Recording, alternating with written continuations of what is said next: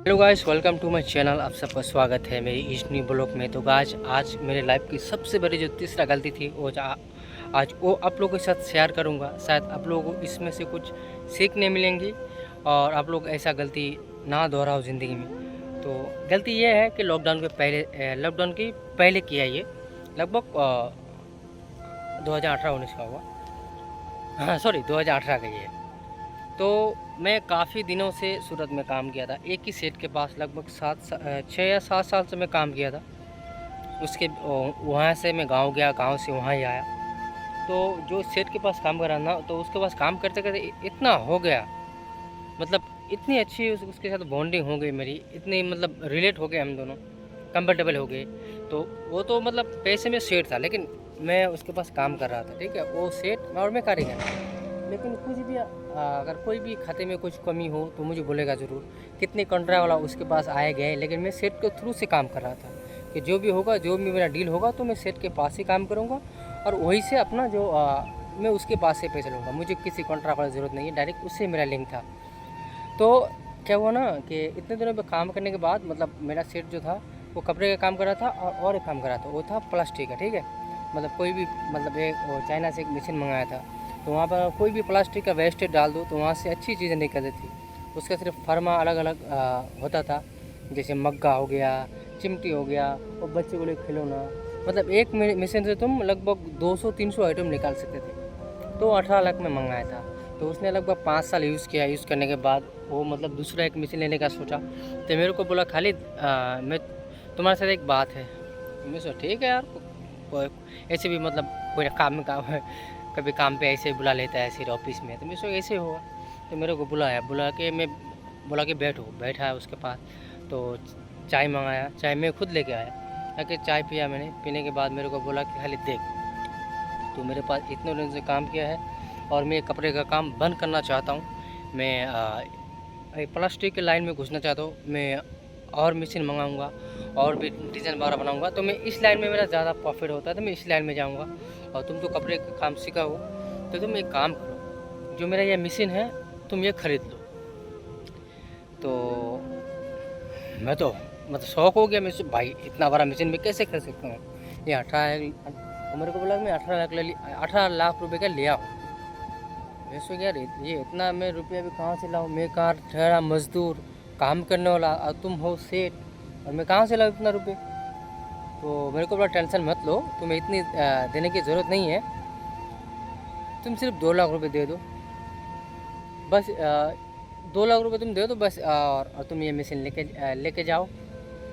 और इसको मतलब कैसे गांव भेजना है, कैसे क्या करना है, सब कुछ मैं कर को दूंगा, वो भी फ्री में, क्योंकि तुम मेरे पास इतने दिन से काम किए हो ईमानदारी के साथ। तो मैं चाहता हूँ कि तुम ये लेके अपने गांव में कुछ अपना जो भी है करो, इससे तुम बहुत कुछ कर सकते हो। तो मेरे को सेठ मतलब काफ़ी बार बोला, तो 3-4 बार मेरे को बोला, ठीक है। तो लगभग 1 महीने में 3-4 बार बोल दिया, तो मैं सोच में पड़ गया। और उस टाइम मेरे पास पैसे भी थे, लगभग 2.5 लाख रुपये मेरे पास खुद के थे। और उस टाइम मेरे पास फ़ोन पे नहीं था, मैं सिर्फ कैश पैसे रखता था, लेकिन ऐसी ऐसी जगह पे पैसे रखता था। तो मैं छुपा के रखता था, मतलब मेरे पास, क्योंकि मेरे पास खुद की रूम थी, मैं अपने रूम पे रखता था। तो मेरे को बोला कि तुम ले लो, काफ़ी बार बोला, तो मैं एक बार सोचा भी क्या ले लूँ।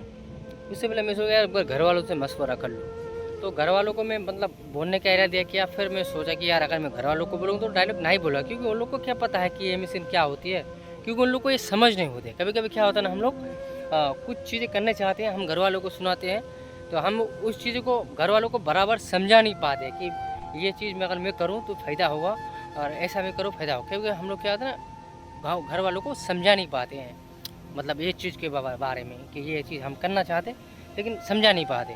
तो सब मेरे साथ वैसा हुआ। मैं मतलब बोलने के लिए रेडी हुआ, लेकिन मैं समझ गया अगर मैं ये बात अभी बोलूँ तो घर वाला तो समझेगा नहीं, घर वाला तो समझेगा नहीं कि क्या है नहीं है। तो फिर मैं रुक गया। मैं सोचा, मेरे को सेठ पर्सनल बोला, देखो, बोला खाली तू तू खुद ले, तू ऐसा कर कि ये तू अपने दम पे ले, जब तेरे पास पैसे है। मैं सेठ को बोला था कि मेरे पास इतना पैसे है, तो सेठ मेरे को बोला कि तुम अपने दम पे ले।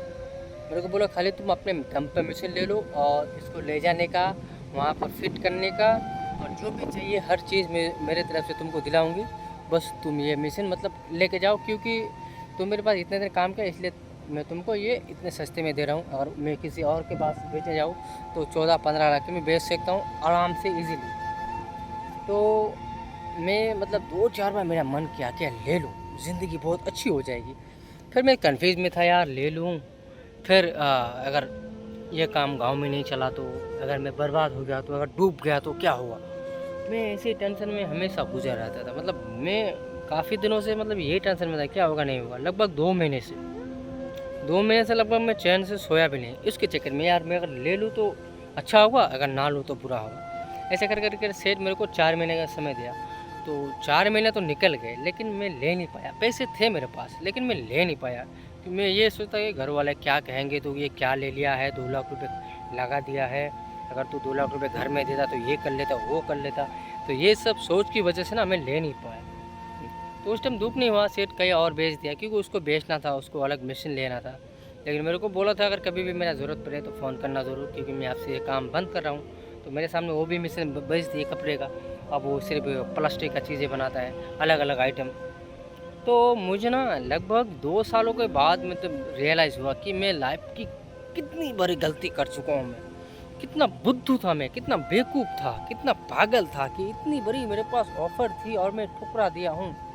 और सेठ मेरे को अपना समझ के दे रहा था। शायद अगर मैं एक्सेप्ट कर लेता वो चीज़ तो आज मेरी लाइफ कहाँ से कहाँ होती। तो बहुत बड़ा गलती किया मैंने, तो वो चीज़ को मैं ले नहीं पाया। अभी भी बहुत अफसोस हो रहा है। अब तो अफसोस करने का कोई मतलब नहीं है कि अब चला गया है। लेकिन अभी भी कभी सोचता हूँ ना तो दिल अभी भी मतलब दिखता है यार, अगर काश मैं उस टाइम अगर रिस्क ले लेता तो आज ये दिन देखने की नौबत नहीं आती, मेरी लाइफ कुछ अलग होती। तो अगर ऐसी आप लोगों के पास कोई चीज़ आए, अगर आप लोग खुद करना चाहते हो तो कर लेना। क्योंकि कभी कभी क्या होता है ना, हम खुद कभी कभी कुछ करना चाहते हैं लेकिन हम ये सोचते हैं कि घर वाले क्या कहेंगे, और जब हम घर वालों को सुनाते हैं तो उस तरह का हम लोग समझा नहीं पाते। क्योंकि अब माँ बाप हो गया वो उम्र का, और हम लोगों की उम्र ये है, तो हम लोग की सोच अलग होगी, उन लोग की सोच अलग होगी, तो हम लोग उस टाइम बराबर समझा नहीं पाते। इसलिए अगर कुछ करने का इरादा हो, करना चाहते हो तो कर लेना। क्योंकि मेहनत तो कोई नहीं देखता, कि तुम 30 दिन कैसे मेहनत करते हो वो कोई देखना नहीं चाहता। जब 30 दिन मेहनत करने के बाद 10-15 दिन वेट करने के बाद जब पगार आता है ना, तब हर कोई देखता है भाई तुम्हारा 25,000, 40,000, 50,000 पगार आया। तो ऐसा ही मेहनत कोई नहीं देखना चाहता। जब तुम कामयाब हो जाते हो, तुम्हारी कामयाबी में हर कोई ताली मारना चाहता है और तुम्हारे नाम भी होते हैं। जैसे कि अगर कोई गरीब अगर कोई अच्छी बात कह दे तो उसको अच्छी नहीं लगती, और वहाँ पर एक अमीर आदमी कोई बात कह दे, वो बात भले ही अगर गलत हो तो लोग ये सोचेगा कि भाई इतना बड़ा आदमी ये बात बुलाए, ये बात तो काम की होगी। तो ये सच बात है, ये रियलिटी है। तो कभी भी ऐसा अपॉर्चुनिटी मिले आप लोग को तो एक्सेप्ट कर लिया करो। चलो आई होप आप लोग को इस मेरे ब्लॉग से और इस मोटिवेशन वीडियो से आप लोग को कुछ सीख मिली होगी। अगर सीख मिली होगी तो कमेंट में ज़रूर बताना। चलो मिलता हूँ कल एक। आई होप आप लोग को ये ब्लॉग अच्छा लगा हो। ब्लॉग कह लो, मोटिवेशन कह लो, कुछ भी कह लो। अगर आपकी थोड़ी भी कोई फ़ायदा हुई है तो कमेंट में ज़रूर बताना। मिलता हूँ कल आप लोगों से मेरा चौथा गलती के साथ। ये गलती जब सोचता हूँ तो अभी भी बुरा लग रहा है, लेकिन क्या करें, कुछ कह नहीं सकते। लेकिन मैं ये चाहता हूँ कि मेरे कोई भाई कोई बहन जो अभी मेरे वीडियो को देखता है, उन लोग को कभी ऐसा कोई तकलीफ ना हो और वो लोग ऐसा कोई गलती ना करें, इसलिए मैं आप लोगों से शेयर करता हूँ। नहीं तो अगर मैं ये बात अगर आप लोग को ना भी शेयर करूँ तो कोई कुछ नहीं होगा। लेकिन मैं शेयर करता हूँ इसलिए जैसे आप लोगों को कुछ ना हो। अगर आप लोग ऐसा गलती मत करना। तो ठीक है, मिलता हूँ कल चौथी गलती के साथ। तब तक के लिए बाय। अगर ब्लॉग अच्छा लगा हो तो सब्सक्राइब भी कर देना और कर देना जो अच्छा लगे यार। Bye, thank you so much.